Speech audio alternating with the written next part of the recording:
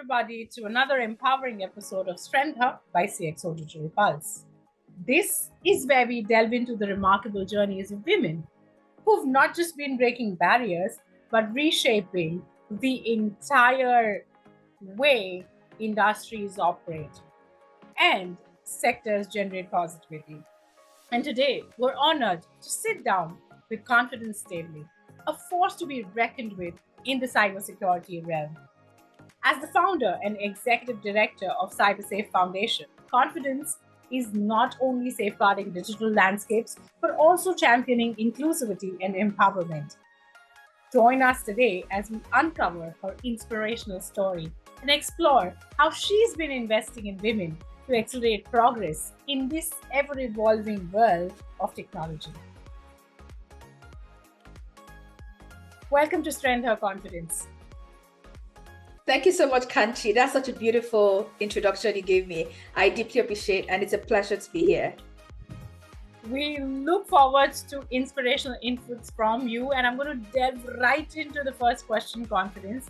And I'd like to understand from you if you could possibly take us through a pivotal moment or an experience from your journey in the cybersecurity domain that has significantly shaped your perspective on inclusivity and diversity within the industry.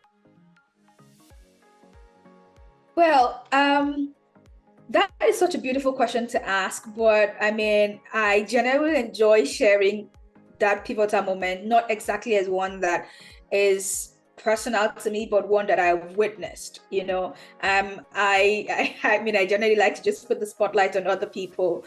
And just speaking to that, for me, it's been just looking at some girls that have come through our Cyber Girls program, which for some of the viewers that may not know is the biggest cybersecurity training and mentorship program for young women on the continent.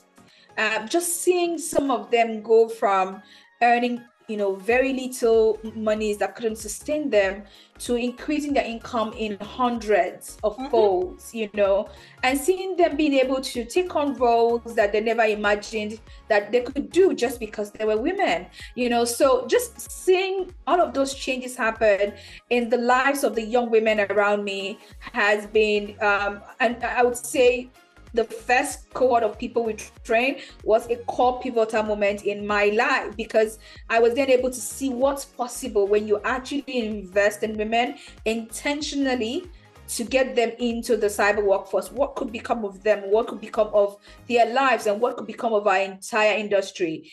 And just speaking about pivotal moments, just speaking about a particular story, one of the girls we trained in our first cohort of the Cyber Girls program came off, increased her income, but that wasn't the key win. She found a vulnerability in an organization that could have cost her millions of dollars. That was a pivotal moment for me, because imagine if that girl didn't get that education required to get into the cybersecurity workforce. That vulnerability will cost that company money, and of course have the general ecosystem suffer for it. So for me, that was a pivotal moment. It showed that an investment in one woman isn't just an investment for her and for herself and for her immediate family, but it's one for the ecosystem as well. That's beautifully said, Confidence, and I couldn't agree more with that assertion.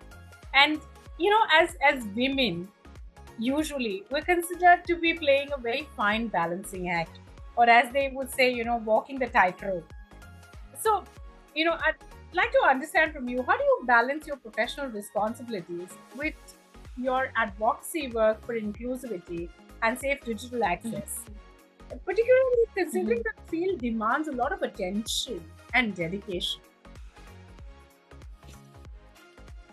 The word balance, I feel, is a bit of a trap, and I just don't like to use it. Yes, I think it's a trap. I think it's a mirage as well.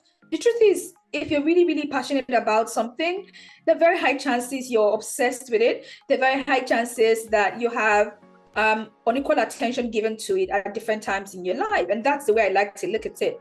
And I also like to look at this whole thing about keeping your balls in the air as some sort of seasons game. So there are some seasons where maybe that time is demanding quite a lot to pay attention to certain areas of your life, and another season is demanding for you to pay more attention to other parts of your life. So I would say that I observe seasons more than I observe balance. That's the way I would put it. Another key thing I want to throw out as well is that I believe that passion is a major thing to have to survive and thrive, because you can survive or you can thrive, right? To thrive in this industry, you need to be passionate. Why? And you need to be passionate and actually really love it. Now, why is it important to be that way is that you need to love the nuances of the industry. The fact that it's just challenging should excite you. I mean, I'm constantly excited by the fact that things are changing. I'm not bored. I never know it all. I'm always trying to unravel one thing and learn new things and listen to someone else get what the person wants to say and learn from them. It's exciting for me. So those nuances do not come as burdens to me anymore. They come as, adrenaline pumping points, right? Where I feel alive again. So you need to actually be passionate enough and love the industry for what it is for you to be able to thrive here. And for me, that's literally how I've managed the fact that I absolutely love it here and I'm passionate, and I love the fact that changes keep occurring and I'm having to learn new things and all of that. And I'm going to throw it out here before I close out that answer, that I'm such a big believer in the village that makes us all, right? I do not believe in a single tree. I believe in the whole forest. I believe in the village behind the success. I mean, today you're speaking to me as Confidence Staveley, but I have a community of people that make Confidence Staveley possible and shine in this way, and I always like to acknowledge them. So those stakeholders have been major reasons for my success as well. That's very beautifully put, and that actually changes the entire perspective on how we consider it to be a balancing act, like I started my question with. But then if you are passionate about it, then it's not a balancing act. It's just your passion driving you to achieve more and more in everything that you love to do. Beautiful. Absolutely. Beautiful. Let's move forward to the next one. I'd like to understand from you about maybe a particular challenge that you face, especially while fostering inclusivity in the domain, and what was it that you did to overcome it? I think the major challenge, aside funding, would be perceptions. I mean, in tech generally, women are seen as second fiddle.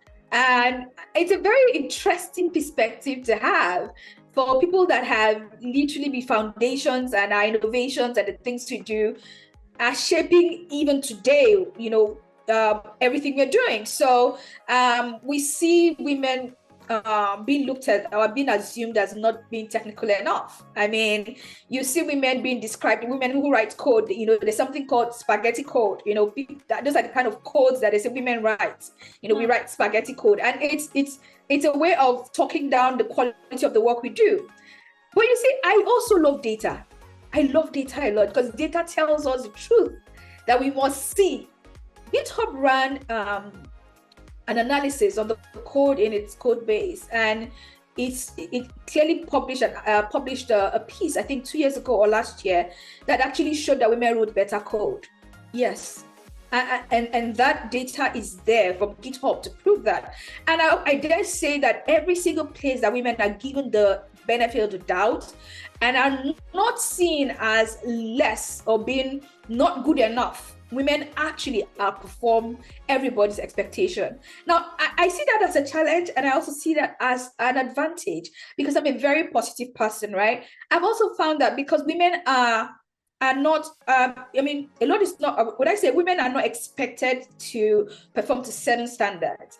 It's an advantage because when women go there and perform really well, they're already outperforming what was expected of them. So I look at it from the positive angle that being underestimated is an advantage because you always shine, literally. So that is the way I look at it. And that's one of the major issues. Women do not and clearly see these signs. Women clearly see these signs. Women get told these things. Women get told that they do not belong in cyber, for example. And so they do not believe at the end of the day that they belong here and they can do well. And so one of my major things as a person who is a public figure now in the cybersecurity space is to continuously signpost competence, to continuously tell stories of women doing amazing things, continuously showcase women as highly competent and can be technical. And I show this through my posts. If you notice, every Monday, I share a story about a young woman. That is very intentional. It's my way of using my voice to say, look, women can be all they want to be and more. Well, that's again very inspiring, Confidence. And no wonder you are Africa's one of the most recognized females in cybersecurity, because everything that you say here resonates with the hats that you wear, and just not one, Thank but you so much. hats. Yeah, thank you so much. Throughout your career, how have mentorships or support systems played a role in, your development and success? And can you possibly share an instance where such support made a crucial difference to you? I have so many, but I'll just share one that you've requested, right? Mentorship is a hack. It's a career hack. And more women that can access it, the better for us, especially if you're looking to accelerate progress with inclusion. We need women to access mentorship at different stages of their career, because a lot of times people think about mentorship and you're just thinking about it as accessing mentorship to get entrance into cybersecurity or any other tech domain, right?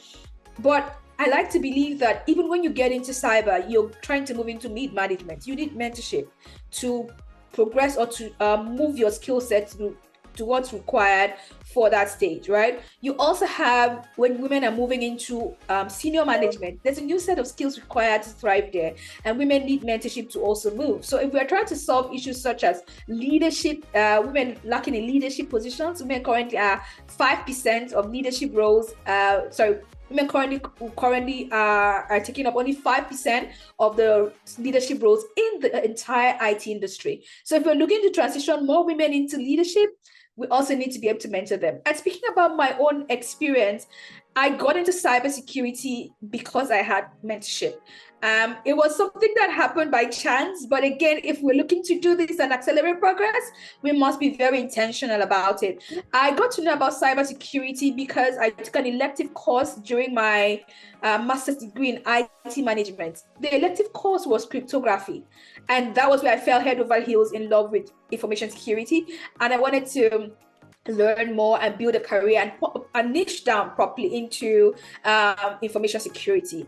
And my lecturer at the time for my cryptography class, or my cryptography course, was the one who mentored me, showed me like what to do. I was able to take on courses that I was self-studying, but always touching base with him every now and again and getting guidance from him.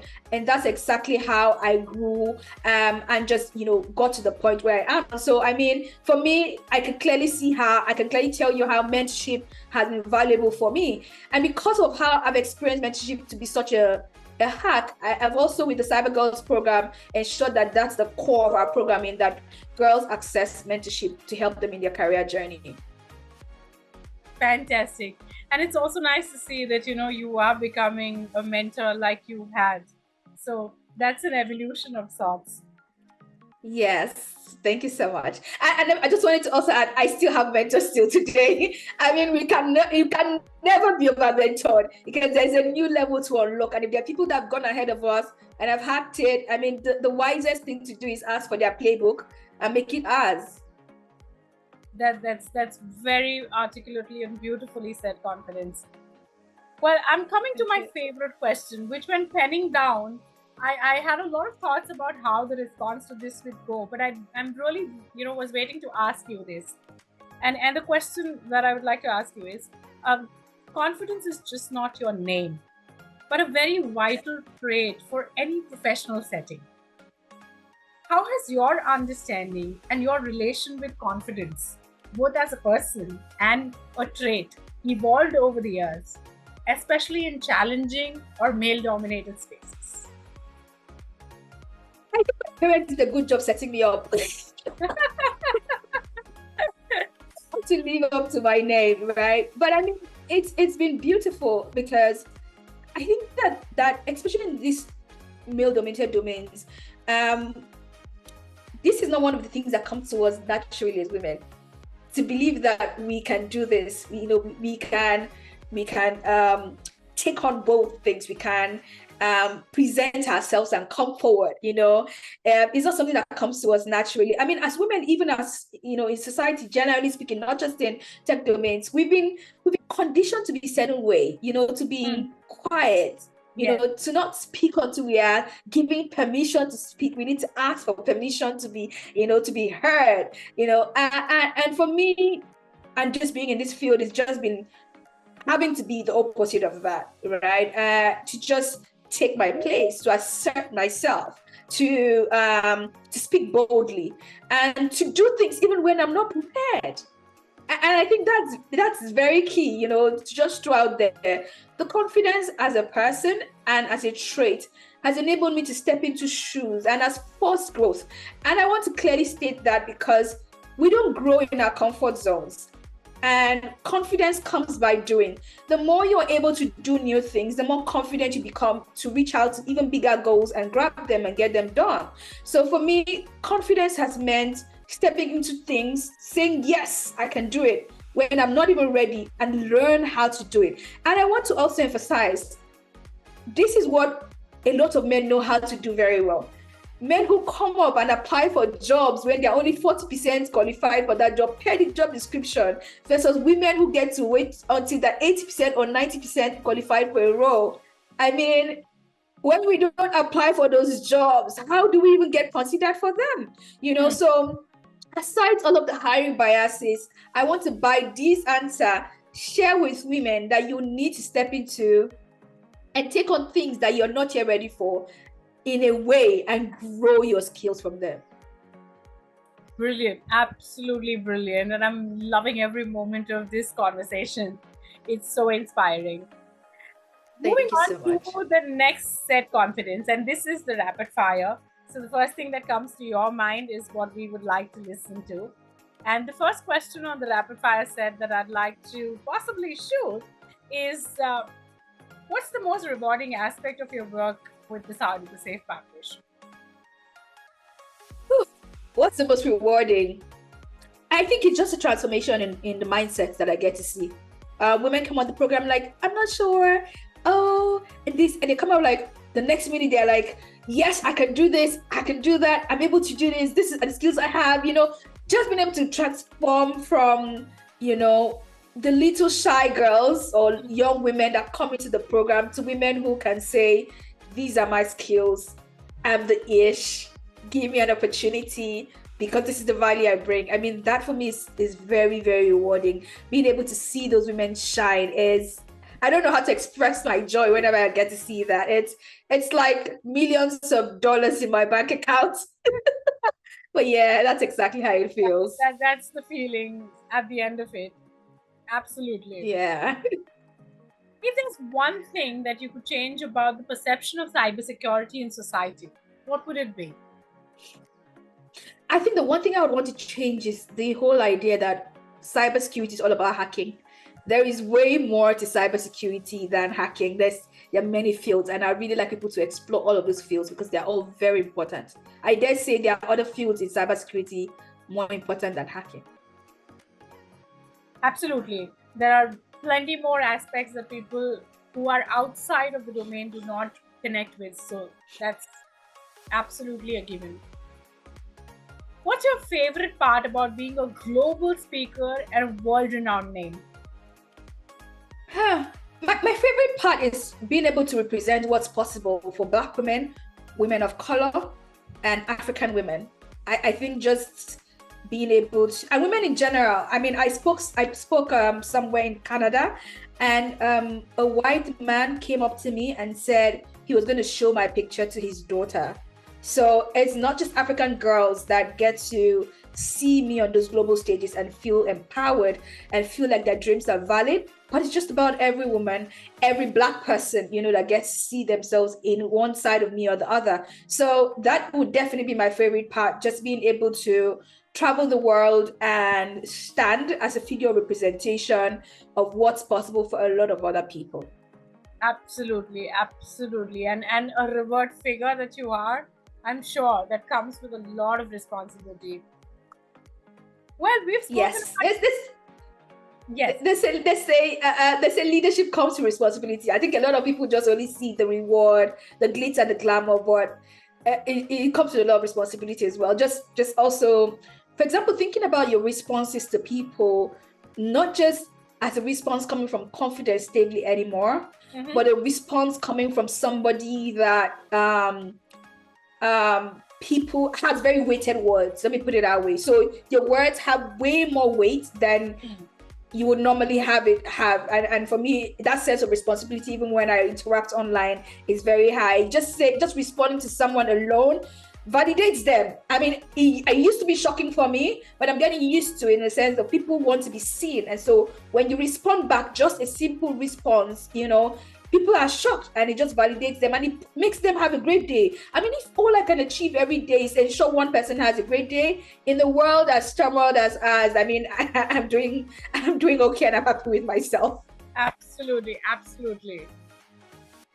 So Confidence, we've spoken about everything that keeps you charged and keeps you upbeat. I'd like to understand, how do you unwind after a particularly challenging day?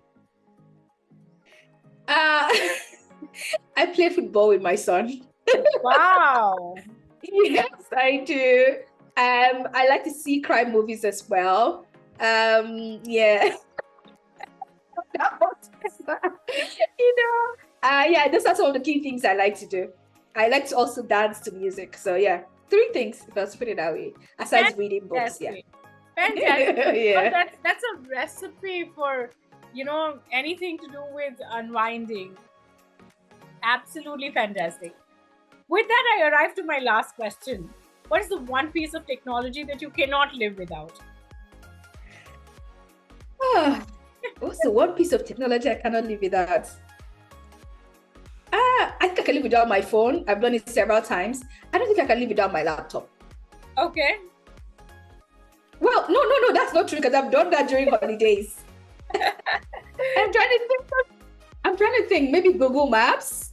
Okay. Maybe. Yeah, maybe Google Maps. Possibly. Okay. Yeah. Nice. That's a nice one.